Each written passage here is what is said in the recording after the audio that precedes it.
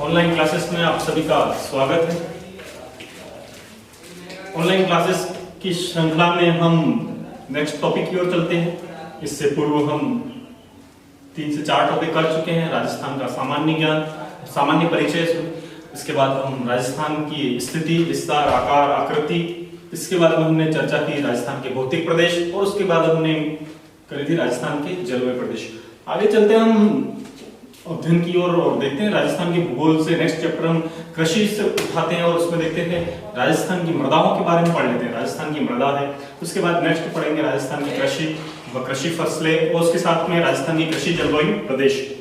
एक जलवायु प्रदेश अलग है और कृषि जलवायु प्रदेश अलग है, तो उनके बारे में चर्चा करेंगे। कृषि में तो मृदा देख लेते हैं, कृषि व कृषि की फसलें, कृषि जलवायु प्रदेश और पशुधन, और उसके बाद देख लेंगे सिंचाई परियोजना यानी बहुउद्देश्य परियोजनाओं के साथ में सिंचाई परियोजनाओं को अध्ययन करेंगे। तो हम कृषि की ओर बढ़ते हैं, जो पटवार के लिए शायद महत्वपूर्ण चैप्टर रहेंगे ये वाले, जिसमें हम सबसे पहले उठाते हैं राजस्थान की मृदाओं के बारे में। मृदा हमारा आज का टॉपिक रहेगा, राजस्थान की मृदा।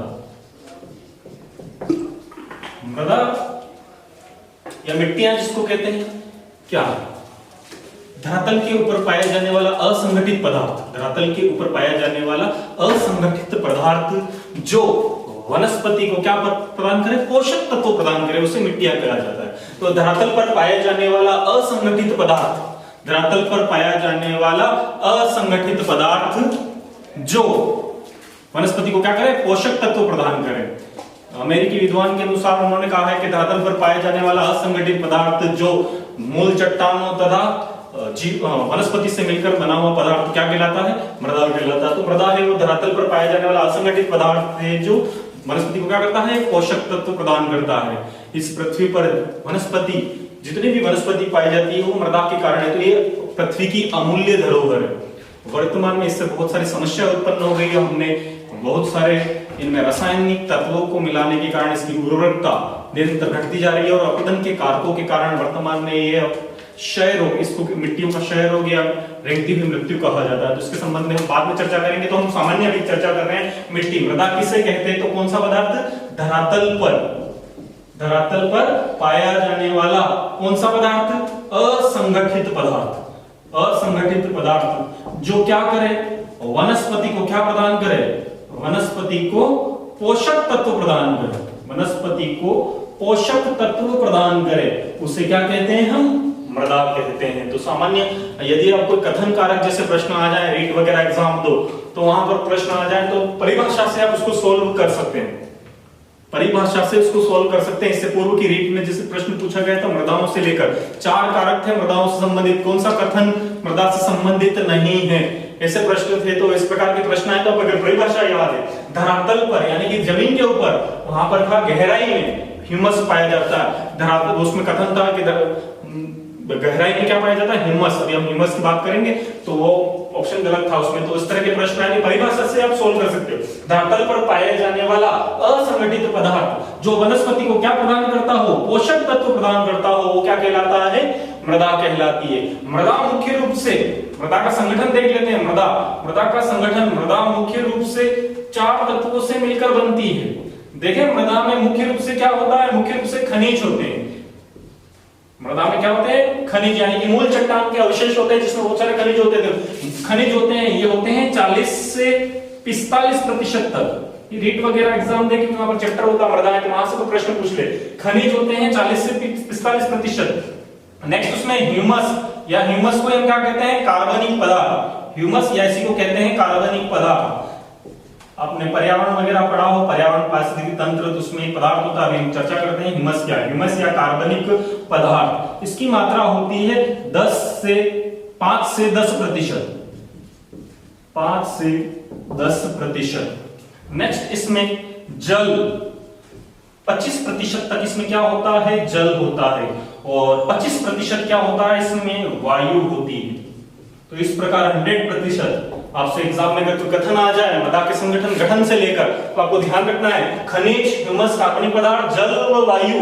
वायु भी मृदा में होनी आवश्यक है, क्योंकि किसी भी पौधे के विकास के लिए इसका होना भी आवश्यक है। क्योंकि जल को अवशोषित करने के लिए केशिकाकर्षण जो हम देखेंगे आगे, तो उसके लिए आवश्यक होता है कि इसमें वायु की मात्रा भी हो। अगर कठोर चट्टान है तो उसमें वनस्पति का उगना संभव नहीं होता है। तो इन 4 कारकों से मिलकर मृदा का क्या पढ़ रहे हैं हम, क्या देखा हमने, मृदा का संगठन। मृदा का संगठन यानी कि क्या, मृदा का संगठन, खनिज 40 से 45%, ह्यूमस कार्बनिक पदार्थ 5 से 10%, जल 25% और वायु, ये क्या 25% तक क्या होनी चाहिए, वायु होनी चाहिए। ये है हमारा क्या है, मृदा का संगठन है। एग्जाम में अगर प्रश्न आ जाए रीड से तो ध्यान रखना है, आपका सिलेबस में मृदा है। जब हम संसाधन भूगोल पढ़ेंगे तो संसाधन भूगोल में ये दे रखा।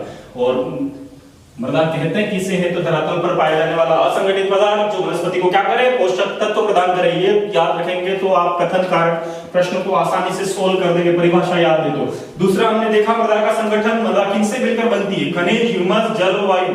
ह्यूमस या कार्बनिक पदार्थ क्या है, तो जितने भी वनस्पति या जीव जंतु अपघटित होते हैं, यानी कि कवक या बैक्टीरिया अथवा जीवाणु द्वारा जीवों और वनस्पति की तोड़ा जाता है। जब जैसे किसी, आपने देखा होगा सड़क के किनारे किसी जानवर क्या हो गया, मर गया है, तो आप देखोगे थोड़े दिन बाद वो क्या हो जाता है, विघटित हो जाता है, यानी कि उस पर बैक्टीरिया या कवक या जीवाणु लग जाते हैं, धीरे धीरे इसको किस में तोड़ देते हैं, कार्बनिक पदार्थ में बदल देते हैं। यही कार्बनिक पदार्थ मिट्टी में मिलकर क्या कहलाता है, ये ह्यूमस कहलाता है, जो वनस्पति को क्या देता है, पोषक तत्व प्रदान करता है। तो ये भी पोषक तत्व प्रदान करने का काम करता है, यही ह्यूमस है।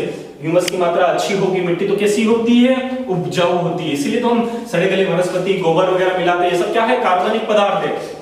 तो मिट्टी का संगठन में देखा हमने, ये 4 तत्वों से मिलकर क्या बनी हुई है, हमारी मृदा बनी हुई है। इसको स्क्रीनशॉट लेना ले लें, ये रीड के लिए बहुत इंपॉर्टेंट रहेगा। आगे हम चलते हैं, चर्चा करते हैं मृदा के स्तर के प्रोफाइल।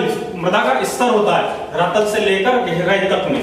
हम देखें मृदा का जो स्तर होता है, धरातल के ऊपर से लेकर कुछ गहराई तक क्या पाई जाती है, मिट्टी पाई जाती है। उसकी कुछ स्तर हैं जिसके बारे में हम चर्चा करते हैं। सामान्य स्तर की चर्चा करेंगे हम, ऐसे गहराई की ओर ना जाएंगे, कॉम्पिटिटिव एग्जाम में हमसे सिंपल प्रश्न पूछे जाते हैं। तो देखिए हम मृदा का जो स्तर है उसकी बात करें,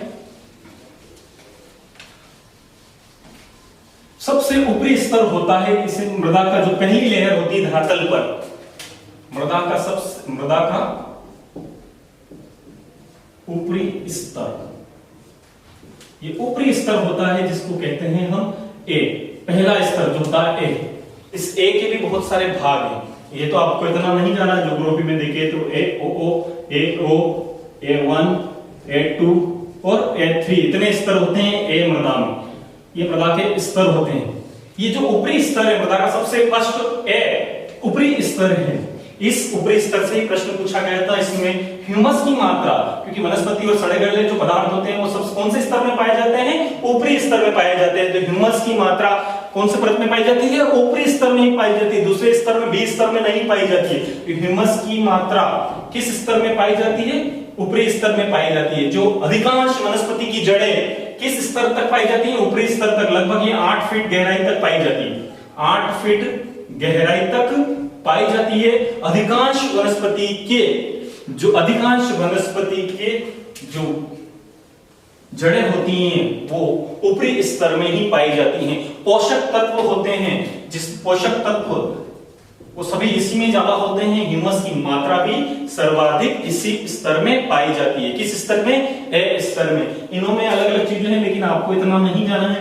तो इसके 5 स्तर होते हैं, ठीक है। तो आपको पहले स्तर से क्या रखना है, उपजाऊपन या पोषक तत्व है, ह्यूमस की मात्रा सबसे ज्यादा केवल किस स्तर में पाई जाती है, ऊपरी स्तर में पाई जाती है। अधिकतम 8 फीट गहराई तक होती हैं। और वनस्पति की जड़ें, अधिकांश वनस्पति की जड़ें किस में होती हैं, ऊपरी स्तर में होती हैं। नेक्स्ट स्तर होता है बी, सेकंड स्तर होता है, उसका नाम है, दूसरा स्तर उसका है बी। इसको सबसोइल या अधो स्तर भी कहा जाता है। इसके भी पार्ट है B1, B2 और B3। इसमें जल का संचयन होता है। जल जो संचयन होता है वो किस स्तर में संचयन होता है, दूसरे स्तर में। जल का क्या होता है, जो वर्षा जल वगैरह इकट्ठा होता है, जल का संचयन होता है, वो कौन से स्तर में होता है, बी स्तर में होता है। बड़े वृक्ष होते हैं जिनकी गहरी जड़ें होती हैं, वनस्पति पौधे वगैरह होती है, उनकी जड़ बी में आती है, बी से सी तक में भी चली जाती हैं। लेकिन अधिकांश वनस्पति की जड़ें किस में रहती हैं, ऊपरी स्तर में ही पाई जाती हैं। लेकिन जिनकी जड़ें बहुत गहराई तक जाती है, जिन वृक्षों की, वो बी से लेकर सी स्तर तक भी चली जाती हैं, लेकिन हम जो सामान्य कृषि फसलें वगैरह उत्पादन करते हैं उनका स्तर सामान्यतः किस स्तर में तक पाया जाता है? ए स्तर तक ही पाया जाता है। तो इसमें किसका संचयन होता है? जल का संचयन होता है। तीसरा और चौथा ज्यादा हमारे लिए इंपॉर्टेंट नहीं है। तीसरा स्तर है जिसको कहते हैं तीसरा स्तर है वो भी सी। तीसरा स्तर है वो कौन सा है? तीसरा स्तर हमारे पास जिसे कहते हैं सी, और चौथा कौन सा है? डी। चौथा स्तर डी। इसमें क्या होती है? मूल चट्टान। इसमें क्या होती है? चौथे स्तर में मूल चट्टान, और तीसरे स्तर में क्या होता है? इसमें होता है अपक्षय चट्टान। तो इस प्रकार चार स्तर होते हैं।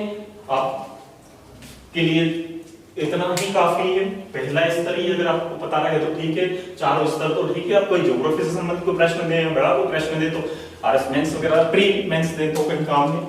फिर भी हम देखें तो मिट्टी क्योंकि उपजाऊ मिट्टी वनस्पति पृथ्वी पर जितनी भी वनस्पति है उसके लिए पोषक तत्व प्रदान कर, इसलिए अमूल्य धरोहर है। वनस्पति के बिना जीवन संभव नहीं है, स्थल मंडल पर जीवन संभव नहीं है। आप देखोगे हम जब पढ़ेंगे मिला होगा तो हम पर्यावरण और पारिस्थितिकी तंत्र पढ़ेंगे तो जिसमें हम देखेंगे जो स्वपोषी होते हैं, जो स्वयं सूर्य की उपस्थिति में भोजन बनाते हैं, जिस पर शाकाहारी आश्रित होते हैं, इसीलिए यह मूल हमारे लिए जिसको वनस्पति को जीवन प्रदान करता है वो कौन करता है? मृदा। इसलिए यह पृथ्वी पर अमूल्य धरोहर है। और इस धरोहर के बारे में इसलिए प्रश्न पूछे जाते हैं, तो मृदा के बारे में पूछा जाए आपको तो मृदा का स्तर देखे, प्रोफाइल देखे हम तो सबसे ऊपरी स्तर में क्या ह्यूमस की मात्रा पाई जाती है, उपजाऊ होती है मिट्टी, 8 फीट की गहराई तक पाई जाती है, और अधिकांश वनस्पति की जड़ें किसमें होती है? ऊपरी स्तर में होती है। दूसरा स्तर जिसे कहते हैं सबसोइल या अधो स्तर कहा जाता है, ये भी B1 B2 B3 में बटी हुई है। इसमें जल का संचयन होता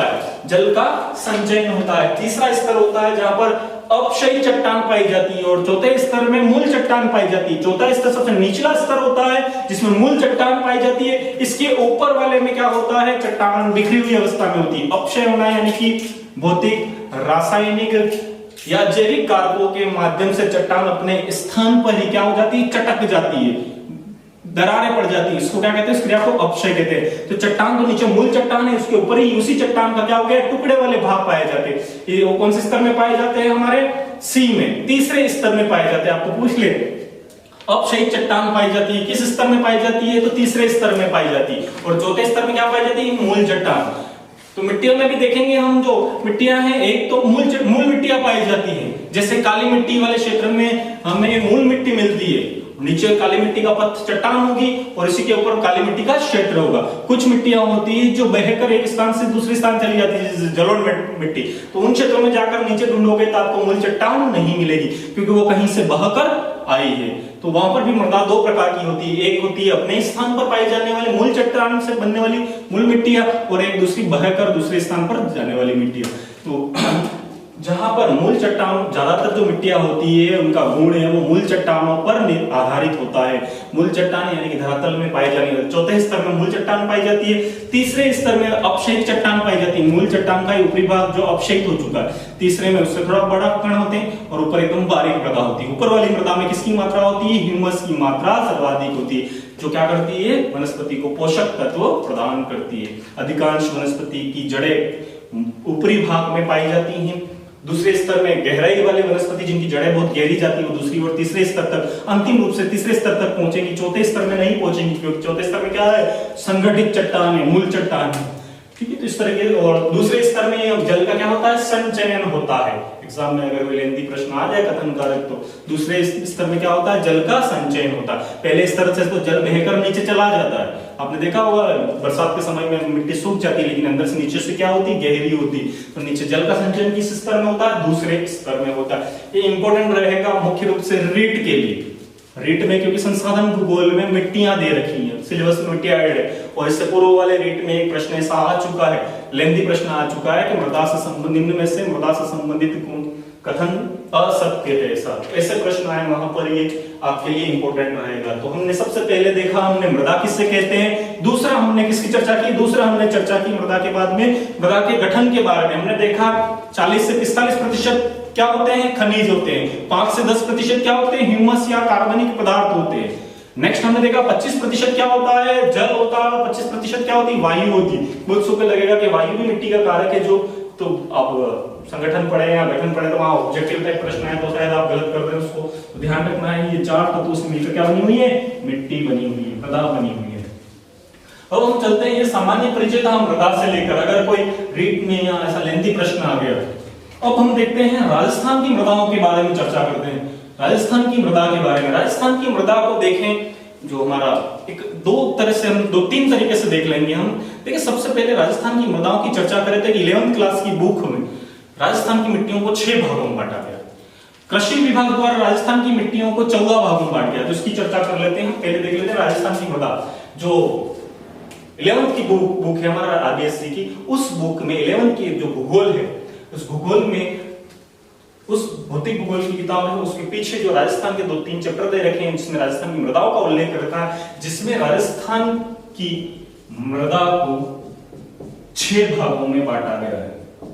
6 भागों में बांटा गया है।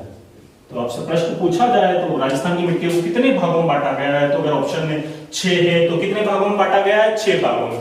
लेकिन आपसे पूछ ले राजस्थान की मृदा को, यानी कि वापस से प्रश्न आपसे दूसरी तरीके से पूछ ले, राजस्थान की मृदा को कृषि विभाग द्वारा कितने भागों में, कृषि विभाग द्वारा कितने भागों में बांटा गया है? तो 14 भागों में बांटा गया है। फिर हम देखेंगे अमेरिकन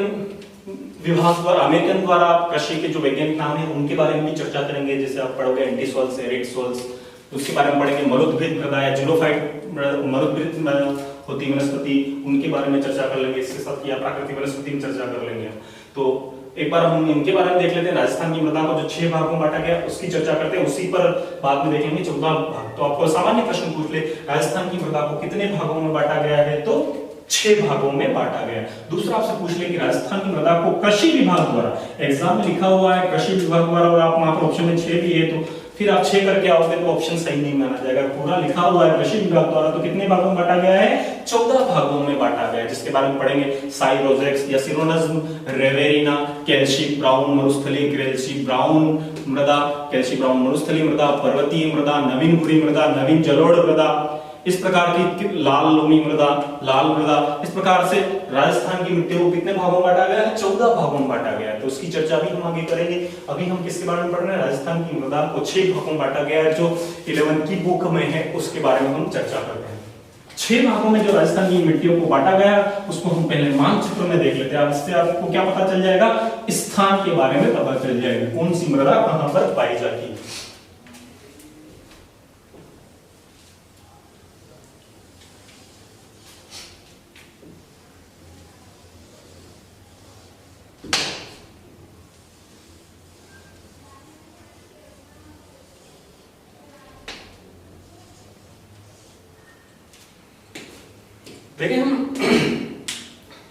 देखिए हम मृदा के बारे में, तो सबसे पश्चिम में हमारे ये क्या है? हमारा अरावली।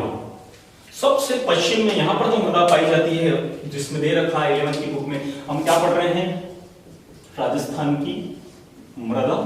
और वहां पर पीछे ऑब्जेक्टिव जो प्रश्न बना रखे हैं उसमें भी प्रश्न बना रखा है, क्योंकि ज्यादातर कोई भी पेपर सेटर है वो ज्यादातर उलझता नहीं है, वो सरकारी बुक्स को देता है तवज्जो, तो वो सीधा सा प्रश्न वहीं से उठा ले। 11th की बुक से यहाँ प्रश्न भी दे रखा है, राजस्थान की मृदा कितने भागों में बांटा गया? 6 भागों में बांटा गया। फिर से बता रहा हूँ कितने भागों में बांटा गया? 6।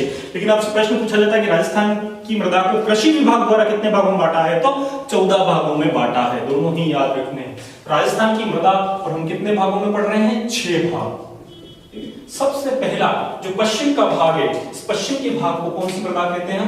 मरुस्थलीय मृदा। कौन सी मृदा है?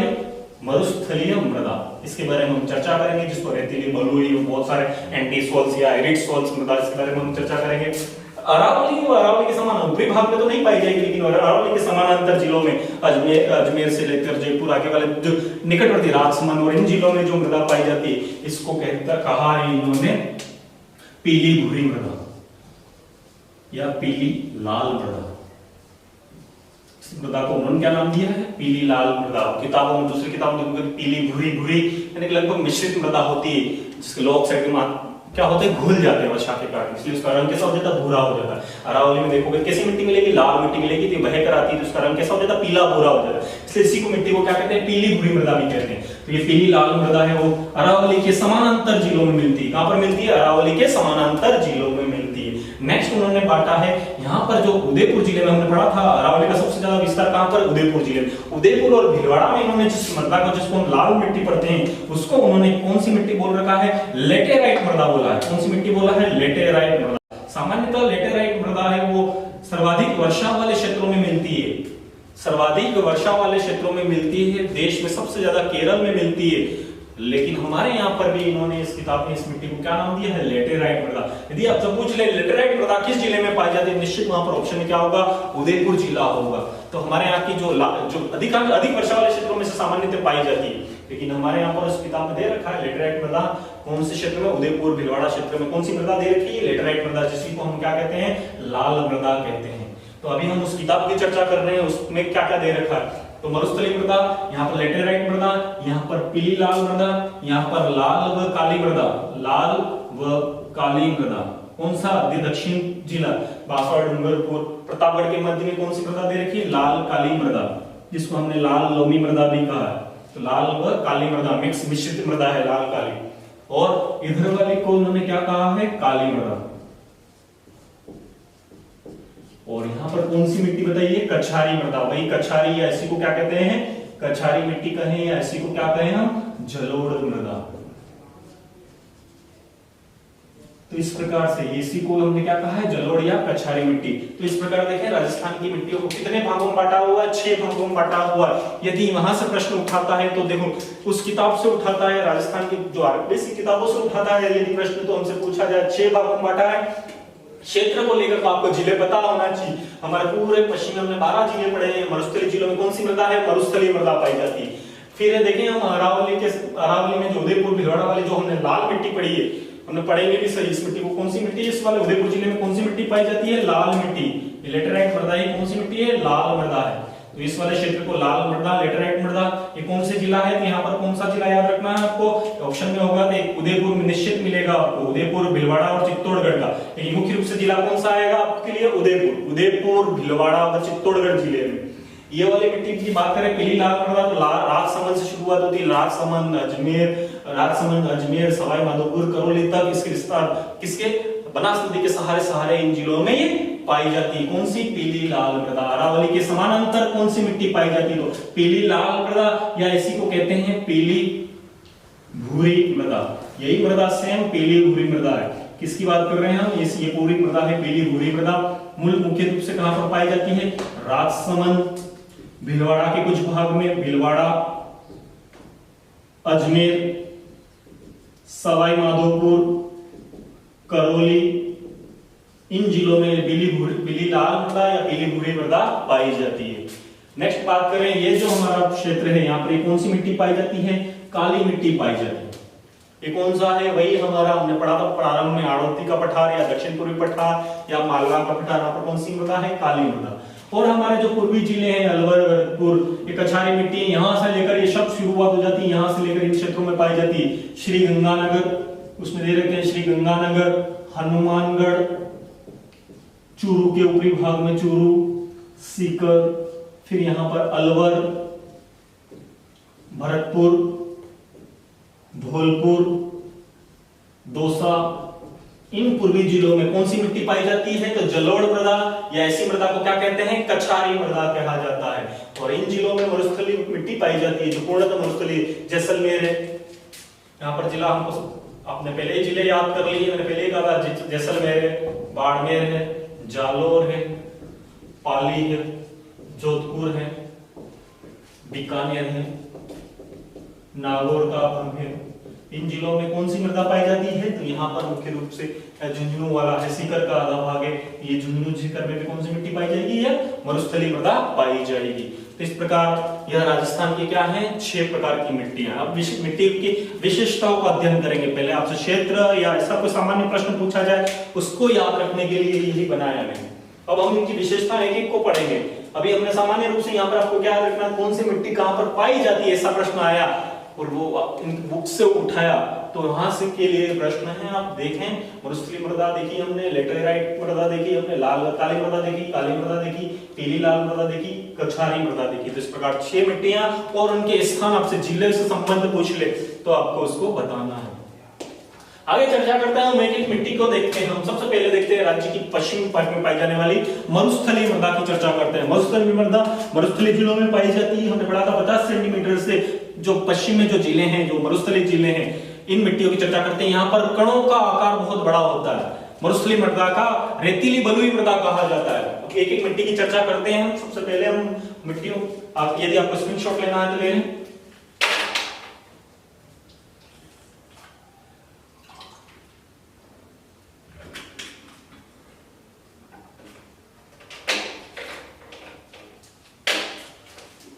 हम एक एक मिट्टी को अब देखते हैं, उनकी जो और विशेषताओं के बारे में पूछा जाए तो हम सबसे पहले हम इस मिट्टी की चर्चा कर रहे हैं। वो मिट्टी हमारे पास कौन सी मिट्टी है? मरुस्थलीय मिट्टी। मरुस्थलीय मिट्टी, इनको कहते हैं हम रेतीली। इसी को क्या कहते हैं? रेतीली बलुई मिट्टी। इनके कणों का आकार बहुत होता है। कणों का आकार देखें, इनका बहुत बड़ा बड़ा होता है। कणों का आकार बड़ा है तो इनका जल ग्रहण करने की क्षमता बहुत अधिक होती है, तेजी से जल को ग्रहित कर लेती है। लेकिन ये धारण करने की क्षमता अधिक नहीं होती, बहुत समय तक बनाए नहीं रखती, नमी को बहुत कम बनाए रखती है, ग्रहण बहुत करती है, जल को बहुत अधिक ग्रहित करती है। लेकिन क्या हो जाती है? तुरंत सूख जाती है। इसलिए इनकी धारण करने की क्षमता, धारण या नमी बनाए रखने की क्षमता सबसे कम होती है। क्या होती है? सबसे कम होती है। इसलिए अत्यधिक सिंचाई की आवश्यकता होती है। मरुस्थलीय मिट्टियों को बहुत अधिक सिंचाई की आवश्यकता होती है। तो ये इस क्षेत्र में पाई जाने वाली रेतीली बलुई मृदा है। इनमें जल धारण करने की क्षमता बहुत कम होती है, बहुत कम समय तक ये जल को अपने साथ रख पाती हैं। अभी क्यों, इसके बारे में चर्चा करेंगे। इसलिए इनको बहुत अधिक किसकी आवश्यकता होती है? सिंचाई की आवश्यकता होती है। अब देखें, ऐसे सामान्यतः इनमें लवण और कैल्शियम की मात्रा बहुत अधिक होती है, क्षारीय होती है मिट्टियां, लवणीय होती है मिट्टियां। इन मिट्टियों के दूसरे गुण देखते हैं हम। तो कणों का आकार कैसा? अभी हमने कहा बड़ा बड़ा है। कणों का आकार कैसा है? बड़ा बड़ा है। इसलिए इसमें अंदर वायु की मात्रा क्या होगी? बहुत अधिक गैप होगा इनमें। हमने जैसे ही इसमें जल आया, जैसे ही इसमें वर्षा हुई या हमने सिंचाई की, जैसे ही हमने इसमें सिंचाई की यानी कि इसको जल उपलब्ध करवाया, जल उपलब्ध होते ही क्या हो जाएगा? जल घुलकर क्या हो जाएगा? जल्दी से, तेजी से इन कणों के माध्यम से अंदर चला जाएगा और मिट्टी वापस से कैसी हो जाए? सूख जाएगी। अगर आपने आपके घर के आसपास मकान का काम वगैरह चल रहा हो, आपने देखा होगा रेत का ढेर लगा हुआ, उसमें आप लोटा भर के पानी डालोगे, तुरंत क्या हो जाएगी? वो लोटा रेत क्या हो जाए? सोख लेगी। थोड़ी देर में देखोगे ऊपर का भाग सूख गया, थोड़ी देर बाद वापस देखोगे मिट्टी क्या हो रही? गीली हो रही, और कुछ मिनट बाद उसको खंगाल के देखोगे तो मिट्टी क्या हो जाएगी? सूख जाएगी। जल जल्दी से आया गया चला भी जाता है, वापस आता है और वापस से क्या हो जाता है? उड़ जाता है। क्यों होता है? इसको देखते हैं। तो इन क्षेत्रों की मिट्टियों में अत्यधिक जल धारण करने की क्षमता बहुत कम होती है, इसलिए अत्यधिक सिंचाई की आवश्यकता होती है। इन वाले क्षेत्रों में, इस वाले क्षेत्रों में हम पढ़ेंगे यहाँ पर IGNP, इंदिरा गांधी नहर परियोजना और गंग नहर, बहुत अधिक सिंचाई की यहाँ पर सुविधाएं उपलब्ध है।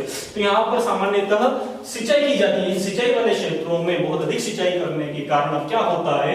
बड़े बड़े रेत के कण हैं, रेत के कणों से सिंचाई की हमने, जल घुलकर क्या हो जाता है? अंदर चला जाता है, ऊपर वापस फसल सूख जाती है, फिर से सिंचाई करनी पड़ती है। लेकिन इन वाले गंगानगर, हनुमानगढ़, बीकानेर, इन क्षेत्रों में भूगर्भ में एक खनिज पाया जाता है जिसका नाम है जिप्सम। कौन सा खनिज पाया जाता है? जिप्सम। जिप्सम एक कठोर खनिज है, अप्रवेश गम्य, जिसमें जल में वो प्रवेश नहीं कर पाता है। इसलिए हमने पढ़ा था हाड़पन क्षेत्र, बीकानेर और नागौर के बीच में जिप्सम के भंडार पाए जाते हैं, जिसको हमने हाड़पन क्षेत्र कहा था। तो इस क्षेत्र में क्या होता है? इस बलुई मिट्टी के नीचे हार्ड क्षेत्र है, जिप्सम के भंडार है, इसमें क्या होता है? ये जल प्रवेश नहीं कर पाता है। अब जल यहाँ पर क्या हो जाएगा? एकत्रित हो जाएगा। जल क्या होगा? एकत्रित हो जाएगा। जब जल नीचे आया था, इस विधि को कहते हैं निक्षालन। ऊपर से सिंचाई करने के कारण जल अंदर माध्यम से नीचे चला गया, इसको कहते हैं हम निक्षालन। अब जब जल इकट्ठा हो रहा है और भूगर्भ में नहीं जाता, सामान्यतः हम देखते हैं कि हमारे पर पानी अगर हम सिंचाई करते हैं क्या होता है? जल जमीन में उतर जाता है, वापस ऊपर नहीं आता। लेकिन इन क्षेत्रों में क्योंकि इसके अंदर बहुत अधिक गैप होता है, कणों का आकार बड़ा होने के कारण क्या होता है? बहुत अधिक गैप होता है, बहुत अधिक वायु की मात्रा होती है, तो उसमें एक क्रिया काम करती है जिसको कहते हैं अपशालन या केशिकाकर्षण। आपने छोटी क्लास में पढ़ रखा होगा, दिए का जलना या चिमनी का जलना किस क्रिया के कारण होता है? केशिकाकर्षण विधि के कारण। क्योंकि जल में क्या होता है? पृष्ठीय तनाव सबसे अधिक होता है, यानी कि जल की बूंदें हमने पढ़ा है छोटी क्लास में, गोल क्यों होती है? गोल क्यों होती है? पृष्ठीय तनाव के कारण। जल तो देखिए हम इन मिट्टियों में क्रिया होती है निक्षालन, अपशालन या केशिकाकर्षण।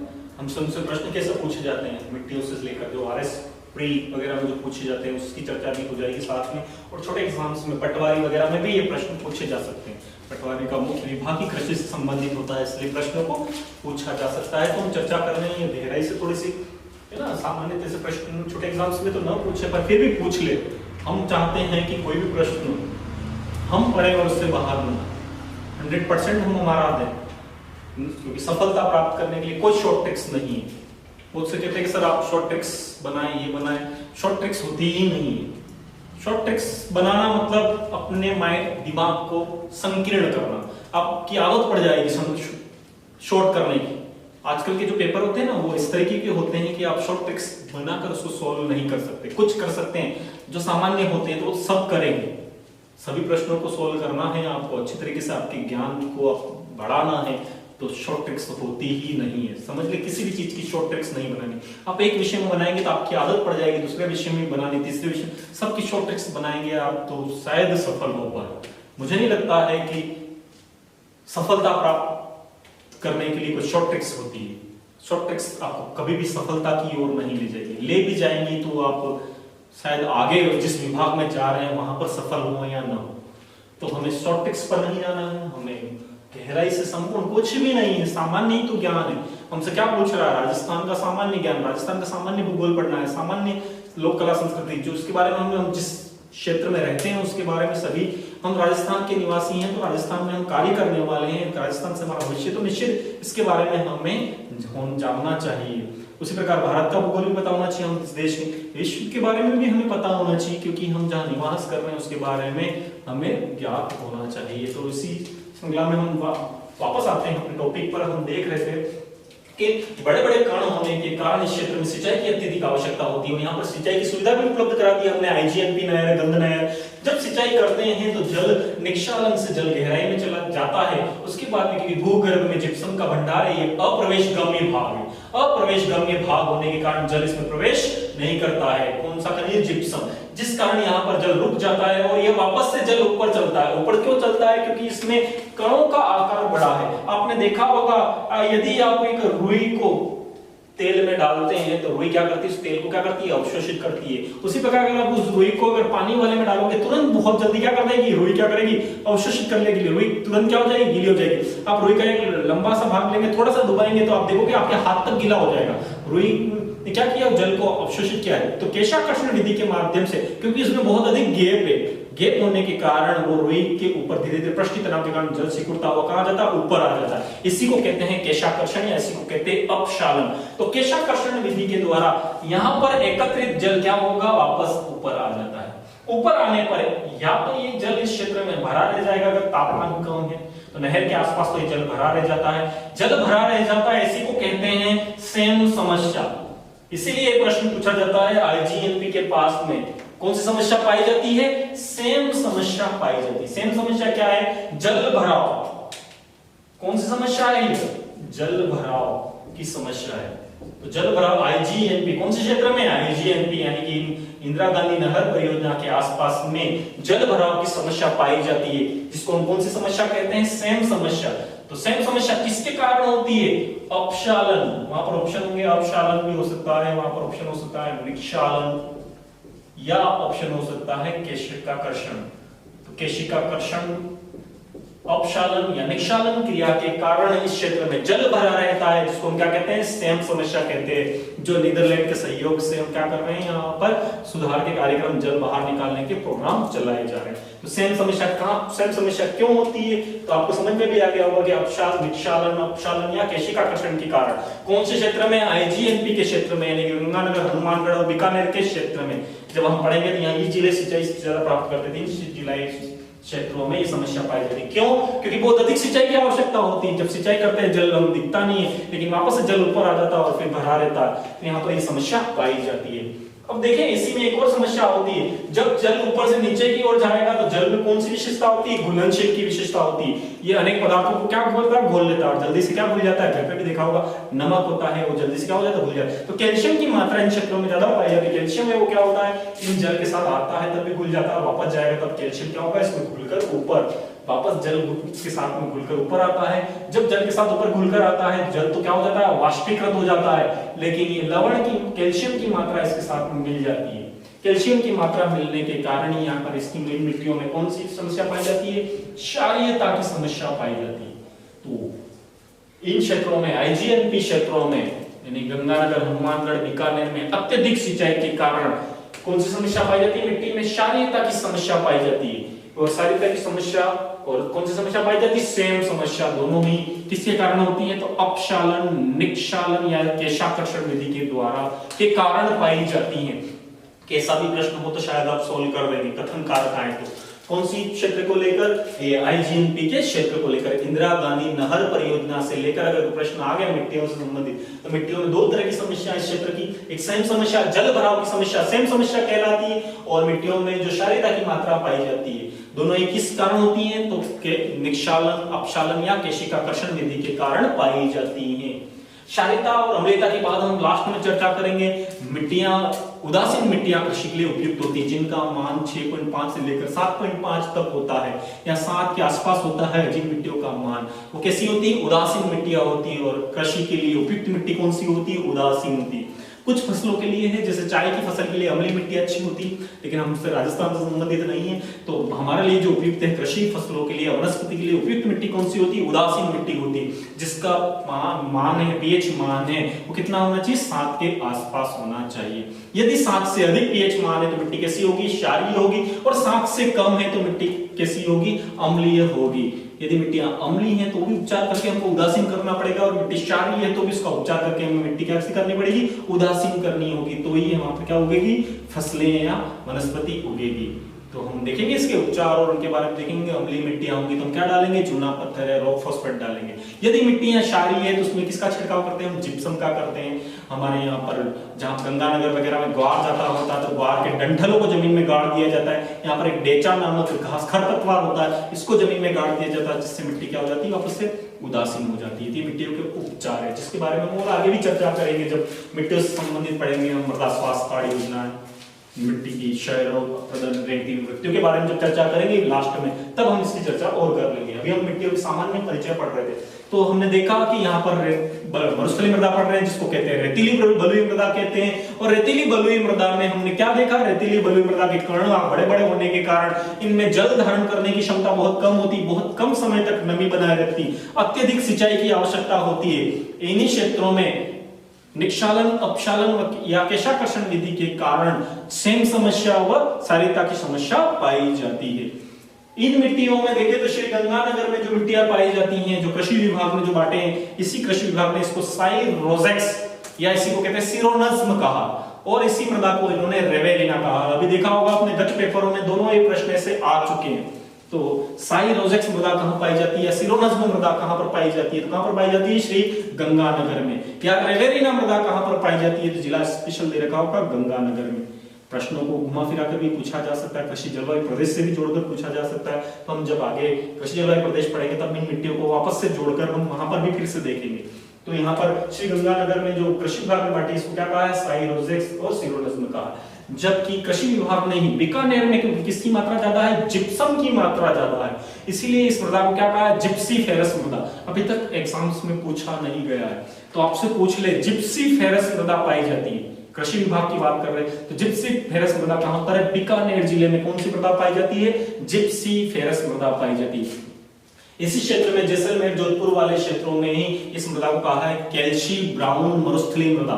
कैल्शी ब्राउन मरुस्थलीय मृदा कृषि विभाग ने। इसी मृदा को कहा है बालुका मरुस्थलीय मृदा भी कहा है कृषि विभाग ने। इसको बालुका मरुस्थलीय, बालुका टीले मरुस्थलीय मृदा भी कहा है इसको। यहीं पर इसी मृदा को क्या कहा, कैल्शी ब्राउन मरुस्थलीय मृदा भी कहा। इसी मृदा का जो दक्षिणी भाग है, यहाँ पर जो जालोर वगैरह, जालोर पाली जिले में इसको क्या कहा है, ग्रे ब्राउनी मृदा। कौन सी मृदा कहा है इसको, ग्रे ब्राउनी मृदा। जालोर पाली में इसको क्या है, ग्रे ब्राउनी मृदा। और इसी मृदा को कहा जाता है लवणीय मृदा। आपसे एग्जाम में पूछ ले लवणीय मृदा पाई जाती है, तो लवणीय मृदा देखें हमारे राजस्थान के जो दक्षिण पश्चिम जिले हैं, बाड़मेर, जालोर, पाली, इन जिलों में क्या होता है, कच्छ के रण के नमक के कण है वो आते हैं, उड़कर आते हैं, क्योंकि यहाँ पर दक्षिण पश्चिम पवनें चलती हैं ग्रीष्म काल में, वो यहाँ से कच्छ के रण से लवण के कण को लेकर आती, उड़ाकर और मिट्टियों में मिला रखी। तो आपसे पूछे लवणीय मृदा पाई जाती है, क्षारीय मृदा अलग है, लवणीय मृदा पूछे आपसे, लवणीय मृदा पाई जाती है, क्षारीय मृदा देखा था हमने उत्तरी जिलों में, जबकि आपसे पूछे लवणीय मृदा पाई जाती है, तो लवणीय मृदा के लिए स्पेशल जिले याद रखना है आपको, जालोर ऑप्शन होगा, पाली होगा या बाड़मेर होगा, ये 3 ऑप्शन में होंगे, तो ध्यान रखना है दक्षिण पश्चिम जिलों में, कौन से जिलों में, दक्षिण पश्चिम जिलों में, बाड़मेर, जालोर, पाली की मृदा क्या होती है, लवणीय होती है। किन पवनों के कारण, दक्षिण पश्चिम पवनों के कारण। जो हमारी पूरी मरुस्थलीय मृदा है, ये मरुस्थलीय मृदा है, उसका निर्माण ये गतिशील मृदा है। कैसी मृदा है, गतिशील मृदा है, क्योंकि रेत बलुई कण क्या है, एक रेत जो रेत है कण क्या हो रहे हैं, एक स्थान से दूसरे से जा रहे हैं, तो इस मृदा को हम कह सकते हैं गतिशील मृदा है, एक स्थान से दूसरे स्थान कौन सी पवनों द्वारा, दक्षिण पश्चिम पवनों द्वारा बढ़ाया जाता है।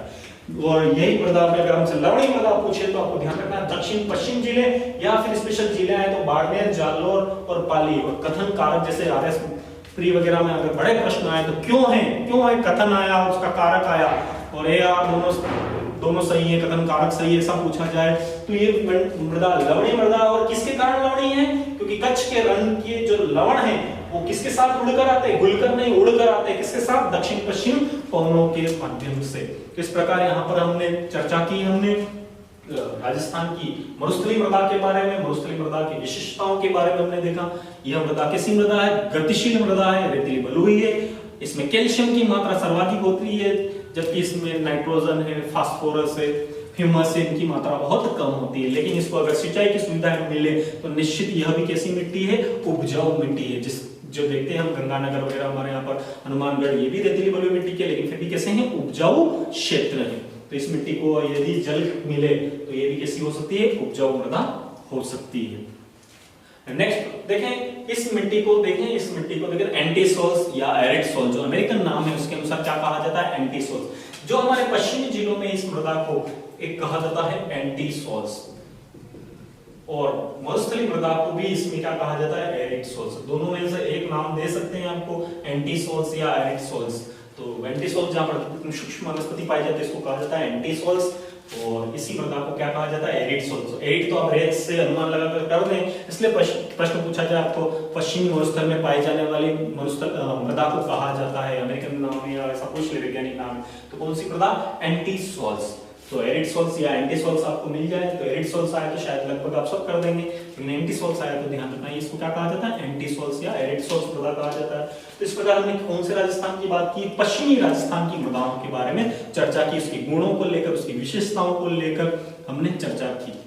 नेक्स्ट हम इन सबको एक बार मैप में बना के भी देख लेंगे, फटाफट इन सबको हम एक लास्ट में मैप में बना देंगे जहां सीधे जिले आते हैं। एक तो हमने सबसे पहले देख लिया है कि आरबीएससी की किताब में किस प्रकार 6 मिट्टियों के बारे में चर्चा कर ली, उसके बाद में हम और साइरोजेक्स, सिरोनस में इन सबके लवणीय मृदा जो एग्जाम में पूछा जाए, प्रवर्ती मृदा, नवीन भूरी मृदा, नवीन कच्छारी मृदा, इनके बारे में हम मैप बना लेंगे जहां से प्रश्न और जल्दी से पूछे जाए और जिला पूछा जाए उसका संबंध।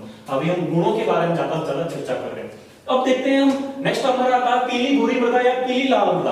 अरावली के समानांतर पाई जाती है मृदा, कहां पर पाई जाती है, अरावली के समानांतर जिलों में पाई जाती है, क्योंकि अरावली में लाल मिट्टी पाई जाती है जो जल के साथ घुलकर आती है, जिस कारण उस ऑक्साइड की मात्रा घुल जाती है, इसलिए इसका रंग हल्का पीला या भूरा हो जाता है या लाल सा हो जाता है, इसलिए इसको पीली लाल या पीली भूरी मृदा कहा जाता है। तो अरावली के समानांतर में कौन सी मिट्टी मिलती है, पीली भूरी मृदा या पीली लाल मृदा मिलती है। इसे वैज्ञानिक नाम इसका है इंसेप्टिसोल्स। यह कम उपजाऊ होती है, क्योंकि यहाँ पर ज्यादा वनस्पति भी नहीं है अरावली में, इसलिए यह कम उपजाऊ होती है। यहाँ पर मोटे अनाज, ज्वार है, जौ है, मक्का है, ऐसे मोटे अनाजों का उत्पादन किया जाता है। तो नेक्स्ट देखिए हम सेकंड मिट्टी हमने देखी पीली लाल मृदा, तो आपसे पूछा जाए तो इसे पीली लाल मृदा पीली भूरी मृदा के बारे में पूछा जाए तो ये अरावली के समानांतर जिलों में मिलती है और मोटे अनाज के उत्पादन के लिए है ये मुख्य रूप से। और इसे क्या कहा जाता है, इंसेप्टिसोल्स। इस मृदा को क्या कहा जाता है, इंसेप्टिसोल्स कहा जाता है, इंसेप्टिसोल्स। इस प्रकार हमने दूसरी मृदा के बारे में पढ़ा। नेक्स्ट मृदा की बात करते हैं लाल मृदा। लाल मृदा के लिए मुख्यतः आएगा तो उदयपुर जिला। और आपसे नया प्रश्न पूछे कृषि विभाग द्वारा जिसको कहते हैं पर्वतीय मृदा। हमने पढ़ा था कि अरावली का सबसे ज्यादा विस्तार किस जिले में, उदयपुर जिले में। आपसे पूछ ले पर्वतीय मृदा किस जिले में पाई जाती है, तो किस जिले में, उदयपुर जिले में। नेक्स्ट अगर आरबीएससी किताब से प्रश्न उठाता 11 की, तो आपसे पूछ ले लेटेराइट मृदा कहां पाई जाती है, तो आप लेटेराइट मृदा कहां से पाई जाती है, उदयपुर जिले में। उदयपुर, भीलवाड़ा इन जिलों में, उदयपुर में मुख्य रूप से विस्तार पाया जाता है। इसी मृदा को क्या कहते हैं, लाल मृदा कहते हैं। इसी मृदा को देखें, इस मृदा में मुख्य रूप से कौन सी फसल उगाई जाती है, मक्का की फसल उपजाऊ होती है। रेड ऑक्साइड की मात्रा सर्वाधिक होने के कारण इसका रंग कैसा होता है, लाल रंग होता है। और इसी में सबसे ज्यादा कौन सी फसल का उत्पादन किया जाता है, मक्के का उत्पादन किया जाता है। अब देखें, एक तरफ अरावली का विस्तार और दूसरी तरफ मालवा के पठार का विस्तार। राजस्थान के दक्षिण वाले भाग के एक तरफ देखें हम किसका विस्तार है, अरावली का, और दूसरी तरफ किसका है, मालवा के पठार का विस्तार है। इसलिए यहाँ पर मिश्रित मृदा पाई जाती है, लाल व काली या लाल लोमी मृदा। एग्जाम में पूछ ले लाल लोमी या लाल काली मृदा कहां पर पाई जाती है, तो कहां पर पाई जाती है, बांसवाड़ा, डूंगरपुर और प्रतापगढ़ जिलों में यह मृदा पाई जाती है। यहाँ पर भी मोटे अनाज के अलावा यहाँ पर सभी प्रकार की, लगभग क्योंकि जनवरी में इस प्रकार की सभी प्रकार की फसलें उगाई जाती हैं। उष्णकटिबंधीय भी फसलें उगाई जाती है, शीतोष्णकटिबंधीय, समशीतोष्णकटिबंधीय फसलें भी उगाई जाती है। यहाँ पर गेहूं का उत्पादन भी होता है, यहाँ पर मक्के का उत्पादन भी होता है, यहाँ पर चावल का उत्पादन भी होता है, यहाँ पर कपास का उत्पादन भी होता है। लगभग सभी प्रकार की फसलों का उत्पादन होता है। जब फसलें पढ़ेंगे तो यह कौन सा क्षेत्र है हमारा, दक्षिणी क्षेत्र है। तो दक्षिणी क्षेत्र में एग्जाम में पूछे जाए आपको जिले दे रखे या राजस्थान के दक्षिणी भाग में कौन सी मृदा पाई जाती है, तो लाल लोमी या लाल काली मृदा पाई जाती है। जबकि उदयपुर जिला पूछा जाए तो कौन सा, या फिर पर्वतीय मृदा, इंपोर्टेंट रहेगा पर्वतीय मृदा, तो या फिर लेटेराइट मृदा किस जिले में बताना है आपको, उदयपुर जिले में बताना है। इन दोनों इस प्रकार की लाल मिश्रित मृदाएं होती है जिनको कहा जाता है मोलिसॉल्स। कौन सी सॉल्स, मोलिसॉल्स कहा जाता है। तो इस प्रकार यह इसका वैज्ञानिक नाम हो गया मोलिसॉल्स। इसके बाद में बात करते हैं हम काली मृदा। काली मृदा है, यह मूल चट्टान आधारित मृदा है। काली मृदा कैसी होती है, मूल चट्टान आधारित, यानी कि यहाँ पर हमने फर्स्ट में पढ़ा था, यहाँ पर क्रिटेशियस युग में ज्वालामुखी उद्गार से निर्मित है, यानी कि इसकी गहराई तक में ये काली मिट्टी की क्या मूल चट्टानें पाई जाती हैं। इस यहाँ पर ये ज्वालामुखी से निकले हुआ गर्म तप्त लाल पदार्थ, काला पदार्थ जमा होने के बाद ज्वालामुखी से निर्मित गर्म तप्त पदार्थ जो ठंडा होने के बाद कैसा हो गया, काले रंग का हो गया। यहाँ पर काली मिट्टी पाई जाती है। यह राज्य की मिट्टियों में सबसे उपजाऊ मिट्टी है। राज्य की मिट्टियों में सबसे उपजाऊ मिट्टी कौन सी मिट्टी है, काली मिट्टी है, जो कोटा, बारा, बूंदी और झालावाड़ वाले हाड़ौती के पठार या मालवा के पठार या दक्षिण पूर्वी पठार में पाई जाती है। इस मिट्टी को हम वैज्ञानिक नाम देखें क्या कहते हैं, इसको वर्टिसॉल्स कहते हैं। इसी मिट्टी को रेंगुर मिट्टी, कौन सी मिट्टी, रेंगुर मिट्टी, रेंगुर मृदा। इसी मिट्टी को कपासी मृदा, कपासी मृदा, या इसी मिट्टी को स्वतः जुताई वाली मृदा, स्वतः जुताई वाली मृदा। और इसके कण बहुत बारीक होते हैं, सबसे महीन कणों वाली मृदा होती है, इसलिए इसकी जल धारण की करने की क्षमता सबसे अधिक होती है। राज्य की मिट्टियों में सबसे अधिक जल धारण करने की क्षमता किसमें होती है, काली मिट्टी। जबकि सबसे कम जल धारण करने की क्षमता किसमें होती है, मरुस्थलीय मृदा में। तो इसमें सबसे ज्यादा जल धारण करने की क्षमता होती है, बहुत कम सिंचाई की आवश्यकता पड़ती है, क्योंकि महीन कण होते हैं, मिट्टी एकदम गाद होती है, मिट्टी एकदम महीन होती है। महीन होने के कारण मृतिका होती है, जिसको गाद कहते हैं, एकदम बारीक होने के कारण चिप पास में अपने गमले में एक लोटा भर के पानी डाले तो भी क्या होगा, वो कई दिनों तक गीला रहेगा। और एक आपने बाहर रेत का ढेर लगा, उसमें लोटा पानी लगा, आप देखोगे एक घंटे बाद वो सूख जाएगा। लेकिन गमला है वो 2 से 3 दिन तक क्या होगा, गीला होगा, क्योंकि गमले में अब तक कौन सी मिट्टी भरी हुई, काली मिट्टी। रेत वहां पर काली मिट्टी भी क्यों भरी, क्योंकि आपको लगता है वो कैसी है, उपजाऊ मिट्टी। तो ये महीन, या फिर आपने देखा वो छोटे होते हैं तब हमने मिट्टी के बर्तन वगैरह जो बनाए, खिलौने बनाए होते हैं, कौन सी मिट्टी के होते हैं, काली मिट्टी के। चिकनी मिट्टी होती है, बारीक होती है, महीन गाद होती है इस ये मिट्टी। और यह राज्य की सबसे उपजाऊ मिट्टी, बहुत कम सिंचाई की आवश्यकता होती है, लेकिन इसको सिंचाई करने के बाद कई दिनों तक पानी नहीं मिलता थी, फट जाती है, इसीलिए इसको कहते हैं स्वतः जुताई वाली मृदा भी कहा जाता है। और कपास की फसलों के लिए उपयुक्त होती है, यहाँ पर राज्य में पढ़ेंगे सोयाबीन है, कपास है, अफीम के लिए उपयुक्त मृदा होती है। तो काली मृदा कोटा, बारा, बूंदी, झालावाड़ जिले हैं, तो हाड़ौती, मालवा का पठार या दक्षिण पूर्वी पठार, इसे रेंगुर मृदा, इसे कपासी मृदा, स्वतः जुताई वाली मृदा। और इसका वैज्ञानिक नाम देखें तो वर्टिसॉल्स, इसे क्या कहा जाता है, वर्टिसॉल्स मृदा कहा जाता है। और यह राज्य की मिट्टियों में सबसे उपजाऊ मिट्टी, सामान्य देखा जाए तो सबसे उपजाऊ मिट्टी होती है जलोढ़ मृदा। जलोढ़ मृदा में बड़े कण भी होते हैं, छोटे कण भी होते हैं, क्योंकि जल के द्वारा बहाकर लाया जाता है। तो ये सबसे ज्यादा उपजाऊ होती है। भारत में सबसे ज्यादा उपजाऊ मिट्टी कौन सी है? जलोढ़ मिट्टी, जो हमारे हिमालय के तलहटी वाले राज्यों में पाई जाती है। उत्तर प्रदेश है, बिहार है, पश्चिम बंगाल तक ये मिट्टी पाई जाती है। लेकिन राज्य में प्राचीन जलोढ़ मिट्टी, राज्य में नवीन नहीं है, राज्य में प्राचीन जलोढ़ मिट्टी है, जो दूरवर्ती क्षेत्र में बांगर, जिसको हमने पढ़ा था, बांगर क्षेत्र की प्राचीन जलोढ़ मिट्टी होने के कारण यह जल कम उपजाऊ है। राज्य में जो मिट्टी पाई जाती है जलोढ़ मिट्टी कैसी है? प्राचीन होने के कारण कम उपजाऊ मिट्टी है। इसमें खाद वगैरह हम रासायनिक क्रियाओं द्वारा इसको भी उपजाऊ बना के हम कृषि करते हैं, इसलिए अलवार है पूरे ये हम देखेंगे खाद्यान्नों में सबसे ज्यादा क्या करते हैं? उत्पादन करते हैं। तो लेकिन प्राकृतिक रूप से देखें तो राज्य में उपजाऊ मिट्टी कौन सी है? काली मिट्टी। राज्य की बात कर रहे हैं, सामान्यतः देखा जाए तो उपजाऊ मिट्टी कौन सी होती है? जलोढ़ मिट्टी होती है। जो जल हमारे यहाँ पर कम उपजाऊ इसलिए क्योंकि कौन सी जलोढ़ मिट्टी है? प्राचीन जलोढ़ मिट्टी। देखें तो इन जिलों में, हमारे पूर्वी जिलों में पाई जाती है और इसकी विशेषता है, इसे कछारी मृदा भी कहा जाता है, जल के द्वारा बहाकर लाई गई है, इसीलिए इस प्रदेश को बांगर प्रदेश कहते हैं। और इसको वैज्ञानिक नाम है इसका अल्फीसोल्स। इस मृदा को हम क्या कहते हैं? अल्फीसोल्स मृदा भी कहते हैं। तो इस प्रकार हमने राजस्थान की मिट्टियों को जो 6 भागों में बांटा था, उसी के बारे में, उसी की गहराई से हमने क्या की है? चर्चा की। तो हमने देखा राजस्थान की मिट्टियों के बारे में, जो 6 भाग हमने प्रारंभ में बांटे थे, उन्हीं मिट्टियों की कुछ विशेषताएं वगैरह है, उनके बारे में हमने अध्ययन किया।